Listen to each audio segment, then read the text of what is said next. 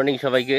তো আমি আজকে ভগবান দর্শন অথবা ভগবান বিশ্বাসী লোকেদের নিয়ে দু একটি কথা বলবো। তো সেটা হলো, ভগবানকে যারা বিশ্বাস করবে অথবা বিশ্বাস করে, যারা ভগবানকে যারা রিয়েলাইজ করে, তাদের মধ্যে কোনো দুশ্চিন্তা, কোনো রকম মানে মানে কী বলবো সেটাকে, কোনো রকম অসঙ্গতি অথবা কোনো রকম অশান্তি এইসবের প্রভাব খুব কম পড়ে।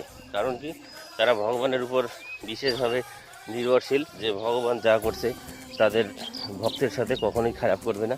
তো এইসব চিন্তা ভাবনার মধ্যে দিয়ে তারা কিন্তু জীবনকে অনেক সার্থক এবং মধুরময় করে তুলতে পারে। আর হচ্ছে তারা ভগবানকে স্মরণ করে সবসময় তাদের জীবনে মানে পাপমুক্ত, চিন্তামুক্ত, হতাশাগ্রস্ত এইসব থেকে অনেক দূরে থাকে। তো আশা করি তাদের জীবন অনেক সহজ সরলভাবে চলতে থাকে এবং খুব ভালো মানের একটা জীবনযাপন করতে পারে। ধন্যবাদ।